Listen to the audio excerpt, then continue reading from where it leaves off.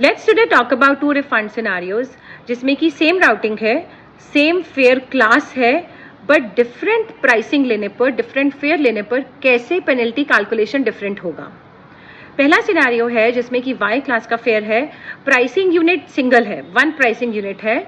अगर आप इसका फेयर नोट देखें तो यहाँ पर लिखा है हाईएस्ट पेनल्टी चार्ज होगी of all the fair components in the same pricing unit. क्योंकि प्राइसिंग यूनिट सेम है, सो हाईएस्ट पेनल्टी चार्ज होगी। इस केस में जो हाईएस्ट पेनल्टी होगी वो 6000 इंडियन रुपीज होगी। सो अगर आप फुली अनयूज टिकट का रिफंड लेते हैं, सो जो कैंसिलेशन पेनल्टी लगेगी इस केस में वो होगी 6000 रुपीज। अब सेकेंड सिनारियो की बात करते हैं। ये भी वाई क्लास का ही फेयर है, बट इसमें प्राइसिंग यूनिट दो हैं। सो अगर आप रूल्स पढ़ें तो उसमें क्लियरली लिखा है कि sum of highest penalty from each pricing unit charge करना है। मतलब प्राइसिंग यूनिट 1 की जो हाईएस्ट पेनल्टी है 6000 रुपये, प्राइसिंग यूनिट 2 की जो हाईएस्ट पेनल्टी है मतलब हांगकांग डॉलर 1100 जो करीबन 12,500 के आसपास आएगी, उन दोनों का सम चार्ज होगा।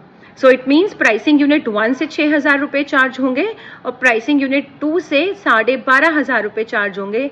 इनका सम कर दिया जाए तो ये आ जाता है 18,470 के करीब। सो ये कैंसिलेशन पेनल्टी चार्ज होगी अगर आप फुली अनयूज्ड टिकट को रिफंड करते हैं। सो इस वाले सिनारियो में 18,470 रुपये कैंसिलेशन पेनल्टी रहेगी। सो प्राइसिंग डिसीजन के ऊपर वेरी करता है कि पेनल्टी क्या होगी, ट्रैवल एजेंट के प्राइसिंग डिसीजन पर या फिर क्लाइंट की नीड के बेसिस पर जो फेयर लिया गया है उसके बेसिस पे हमेशा कैंसिलेशन पेनल्टी चार्ज होती है।